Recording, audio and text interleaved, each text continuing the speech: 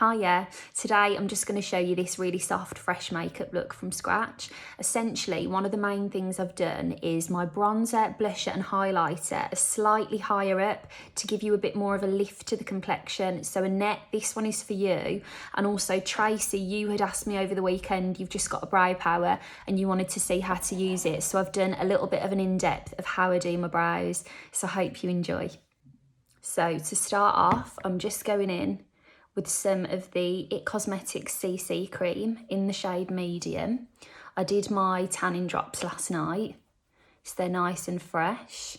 By the way, I'm going to do like a little reels or something to show you the tanning drops, but the ones I tend to use are James Reed's Click and Glow drops.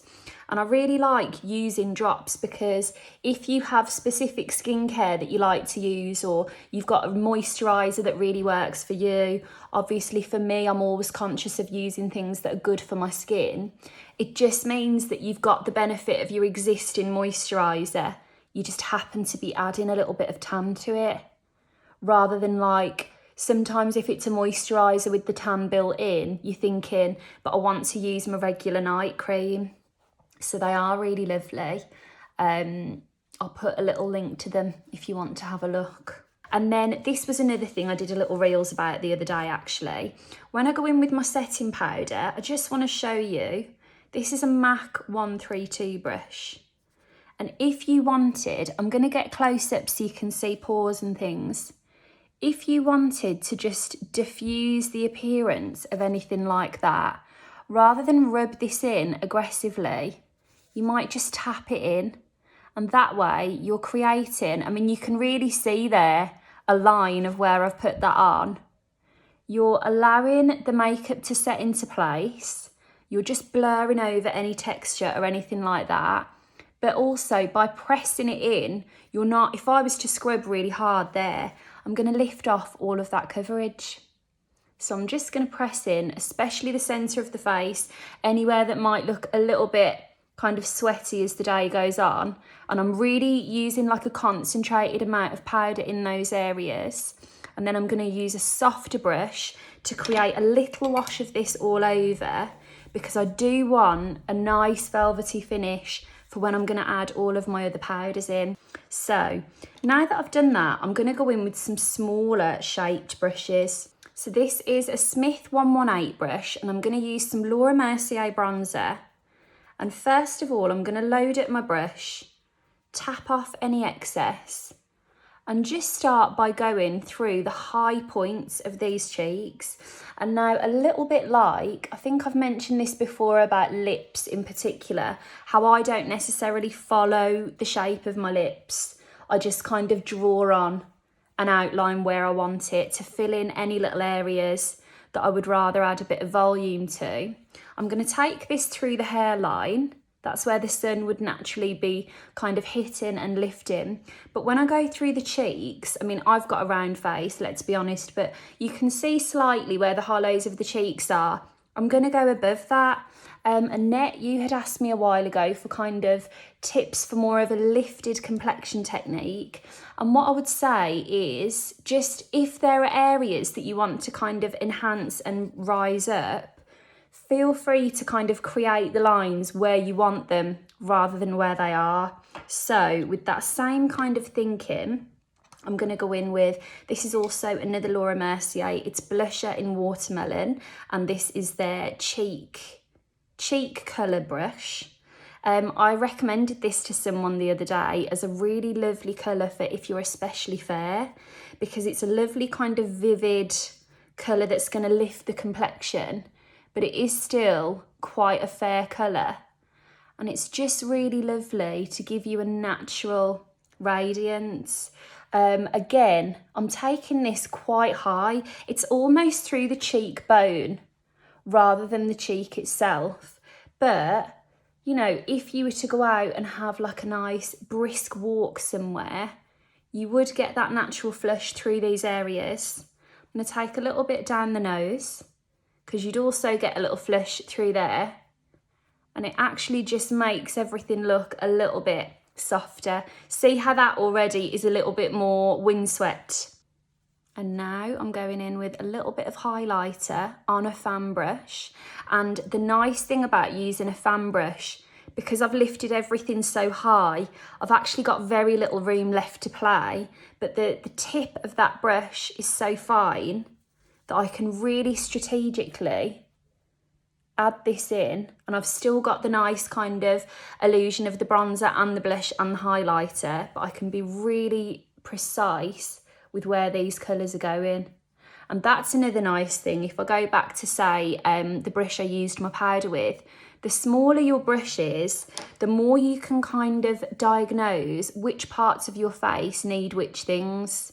So if you want a fresh finish but you need a little touch of powder here and there, you can get into the areas that need to be more velvety, leave the rest fresh, and then I'm not going to load up the brush. I'm just going to kind of gently sweep the excess everywhere.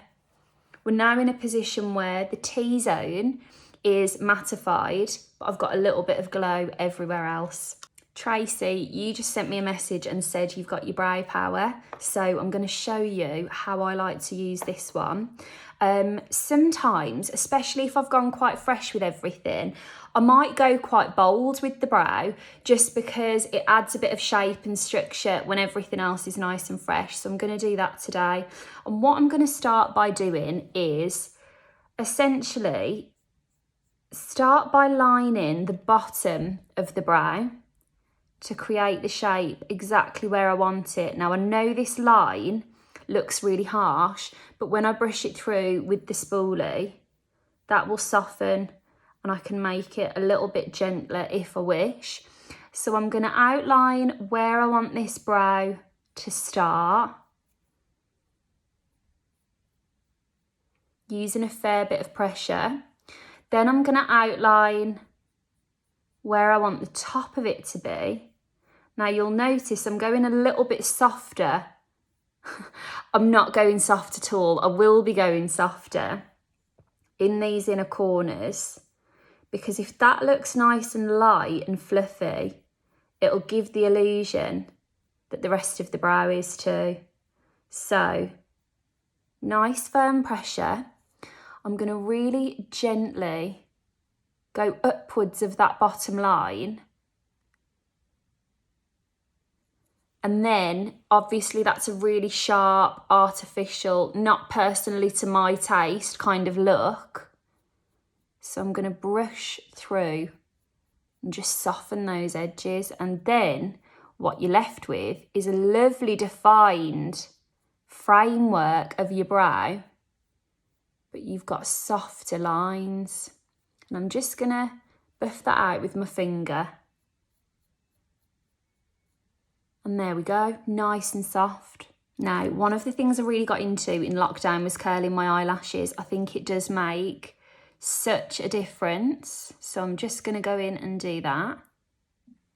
And then I'm going in with the Laura Mercier Caviar Mascara.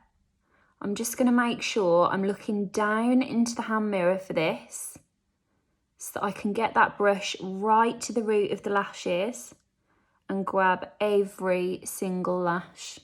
Okay, I'm going in with my Charlotte Tilbury Pillow Talk. This is my fave, just kind of like everyday lip liner that's quite a close match to my natural lips.